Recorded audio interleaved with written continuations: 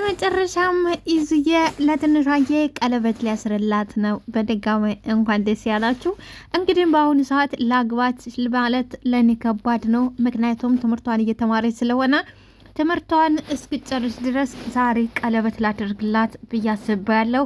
ምን ትመክሩኛላችሁ? በማለት ለነ ልዑልዬ ያማክራቸዋል። እነ ልዑልዬም በጣም ደስ ይላል፣ ደስ ነው የሚለው እንኳን ደስ ያለ በማለት መልሰው ደስታውን ይገልጹለታል። ሰላም ጤና ይስጥልኝ ውድና የተከበራችሁ አድማጭና ተመልካቾቼ ለዚህ ቻናል አዲስ የሆናችሁ በላይክ በሰብስክራይብ እንዲጀምሩ ስል በትህትና እጠይቃችኋለሁ። ሁላችሁንም ከልብ አመሰግናለሁ። እንግዲህ በብዙ ስቃይና ከብዙ መከራ ከብዙ ፈተና በኋላ ግራ የተጋባውና የተሰቃየው ኢዙዬ በመጨረሻም ደስታውን ወደ መለጠ ደስታ ለማድረግ አስቦ ከዛ በኋላ እንግዲህ ቀለበት አስሮላት ትምህርቷን እስክጨርስ ድረስ በቀለበት ሊቆዩ ትምህርቷን ስጨርስ ደግሞ ያው ሊጋቡ ወስኗል ማለት ነው። እንግዲህ ለዚህም ልክ እንደ ወንድሞቹ የሚያያቸው እነ ልዑልን ነው ያማከረው። እንደምናገው ከዚህ በፊት ትንሿ እየጠፋይ ጊዜ ፍለጋ አብረው ፈልገው አግኝተውለት ነበር።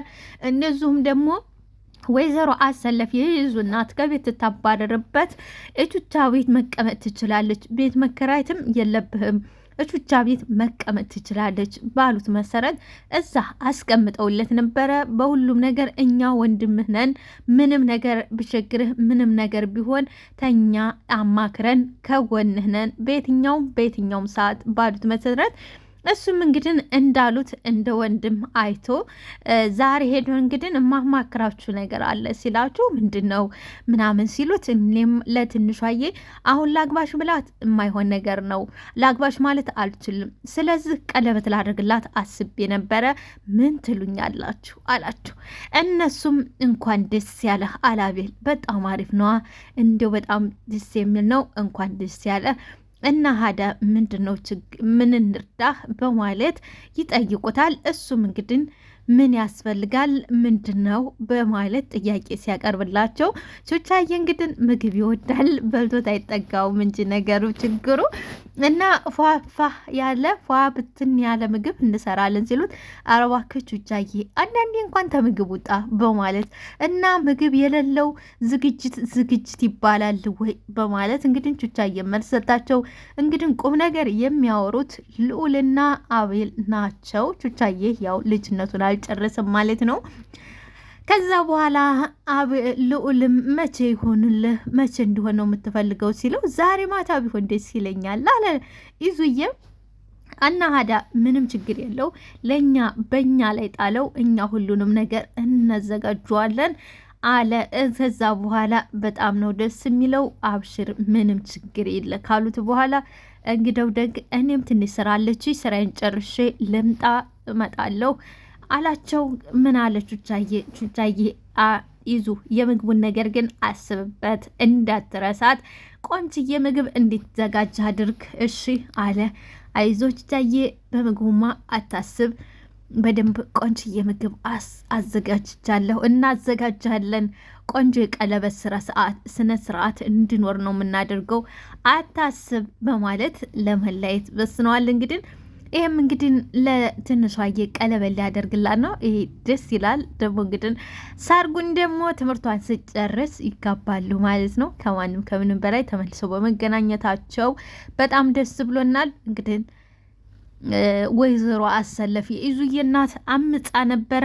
አሁን ላይ ግን ልጇ ሊያብድባት ሲል እንግዲህ እንዴት ትንሿዬ ሄዶ ማን አመጣት እንዴት ነው ይላል ነው ነገር እዚህ ጋር ይዤላችሁ መጥቻለሁ። ላይክ ሰብስክራይብ ሸር አድርጉልኝ። አመሰግናለሁ። አቤልን እንግዲህ አቤልና ልዑል የትንሿ ቪዲዮ መጥፋት መጀመሪያ የሰሙት እነሱ ነበሩ እና ወደ እነ ኢዙዬ የኢዙዬ ስልክ አልሰራ ሲለው መጀመሪያ ወደ እነ ኢዙ ቤት ይሄዳሉ።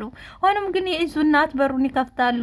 አንድ አፍታ ከጮሁባቸው በኋላ አቤል አየሳየቱ በጣም ከባድ ነበር። አንተ ምንድን ነው እንደ ቡዳ የምታይ አሉት። ከዛ በኋላ አቤልም አረ ይቅር ይበሉት አንተን ይቅር ይበልህ በማለት ተንከሲስ ሁላ ብለው ትተው ይሄዳሉ። ከዛ በኋላ አቤል ለልዑል አንተ የኔ አይን የቡዳይን ይመስላል እንዴ? የቡዳይን ይመስላል ሌላ ምንድን እንደው እውነት ቡዳ ሆኝ መብላት በቻልኩና ምን ነው ምላሷን በበላውት አለ አቤልዬ። ልዑልም ኧረ በስመ አብ በል ምኑን ነው የምትመኘው በእናትህ አለ ልዑል። አቤልም እኔ ምን ልበል እሷ እኮ ነው። ልዑልም በቃ እንሂድ፣ ስልኩ ተሰራልን ሰራ፣ ካልሰራ ግን በቃ እንሂድ፣ በቃ ምንም ማድረግ አንችልም፣ እንሂድ በቃ ይላል። እሱ እንግዲህ ስክር ንብርር ብሎ መጥቶ በሩ እንደቀጥቀው እማዬ አለ። ሐረግዬ በሩን ከፈተችለት። የታለች አለ። ሐረግዬማ አለችው። ትንሿ የታለ? ቤቷ ነቻ። በዚህ ሰዓት መሆንህ ነው ሰክሬ የመጣኸው ትላለች። በየትኛው ሰዓት ልስከር? የትኛው ሰዓት ነው ለመስከር የሚሆነው? በማታ ትሰክር? እንዴት በማታ ሰክር ትመጣለህ ትሉኛላችሁ? በቀን ትሰክር ደግሞ እንዴት? በየትኛው ሰዓት ነው መስከር ያለብኝ? ይላል። ግባ ሰው ያይናል፣ ና ግባ አለች ሐረግ። አልገባም እማዬን ብቻ ጥሪልኝ አለ። ከዛ ሮጠው አብዬ መጡ። አይ አለው። ሐረግም እናቱ ከኋላ ናቸው። ለየልህ አይደል? ለየልህ ዛና ለየልህ አበር ከይ አሉ። ለየልኝ እኮ አብዬ። አዎ ለየልኝ አለ። ከዛ እናቱ ምን ነው ይዙ ምን ነው አለች። ኢዛናም ምን ነው ትለኛለህ እንዴ? ቆይ ምን እያረክ ነው ያለው ትላለች። ኢዙም ምን አደርደር እንግዲህ ትንሿዬ እቹቻዬ ቤት ብቻዋን ቁጭ ብላ ስልኳን እየዛ ነበር እና ግራ የተጋባችሁና መላ የጠፋት አይኗ እያየ ልጇ እጇ ላይ ላብድ ያለባት ወይዘሮ አሰለፍ የኢዙዬ እናት ሐረግዬ ነይ ምን ይሻለኛል ስትላት ምንም የሚሻልሽ ነገር የለም፣ ሄደሽ ትንሿዬን አምጪ፣ እሷን ካመጣሽ በኋላ ኢዛና ወደም ነበረበት ይመለስልሻል ትላታለች። እውነትሽን ነው? አዎ እንደዛ ካላደረግሽ ኢዙ እጅሽ ላይ ያብዳል፣ እጅሽ ላይ በኋላ ይጸጽትሻል። ስለዚህ በኋላ ተሚጸጽትሽ አሁኑኑ ኢዛና ትንሿን ሄደሽ ይቅርታ ጠይቀሽ ወደ ቤትሽ ማንጣት አለብሽ ባለቻ መሰረት ታቶዲ በግዷ ወይዘሮ አሰለፍም የአረግን እንትን ትሰማለች። ከዛ በኋላ አረግን አስከትላ ቤቱን ስለማታውቀው ከአረግዬ ጋር ይሄዳሉ። አረግዬ እየመራቻት ትንሿዬን ብቻዋን ተስልኳ ጋር ቁጭ ብላ ነበር። ሲመጡ ደነገጠች። ብድጋ ላይ አትነሺ ልጄ አትነሺ አለች። አትነሺ ጨው ያሳደገው ሰው ሲመጣ ደንግጦ ብድግ ይላል። ትንሿዬም እንዲዛ ነው ያደረገችው። ብድግ አለች። አትነሺ ልጄ አትነሺ አለቻት። እንዲዛ አይንሽን ላፈር ስትላት የነበረች የኢዙና ዛሬ ልጄ የሚል ቃላት ወጣች። አትነሺ ቁጭ በይ አትቁሚ አለቻት። ምንድን ነው አረ ደነገጠች። ወይዘሮ አሰለፍም ልጄ አይኔ እያየሁ እየሞተብኝ ነው እያየሁት እየሞተብኝ ነው ልጄ እባክሽ ነይ ልጄ አይኔ እያየ እየሞተብኝ ነው እባክሽ ነይ አለቻት። ትንሿም የት ነው የምመጣው ቤት ተመለሽ እባክሽ ልለምንሽ አለቻት። ታንዴም ሁለቴ ነው ከዛ ቤት ያስወጣቻት።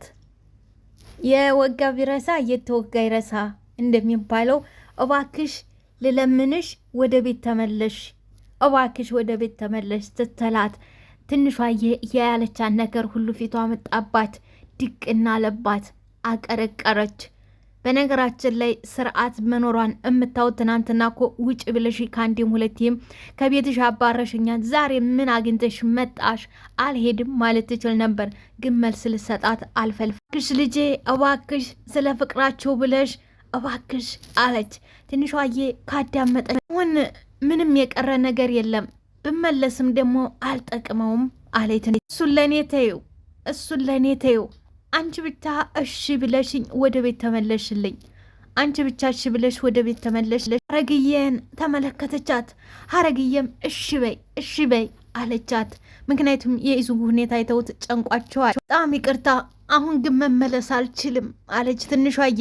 በጣም ይቅርታ አሁን ግን መመለስ አልችልም አለች። የኢዙዬም እናት ምነው ልጄ ደህና አይደለም ልጄ ሊያብድ ነው እያልኩሽ ዝም ትይኛለሽ እምቢ ትይኛለሽ አለቻት።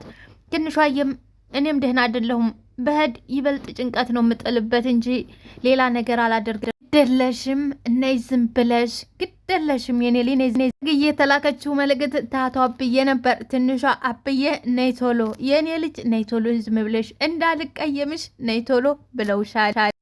ከዛ በኋላ ትንሿዬ ግራ ገባት። ምክንያቱም አስባችሁታል ትናንትና መጀመሪያ ላይ ስልኳን ሁሉን ነገር ነቃ ነበር ያባረረቻት።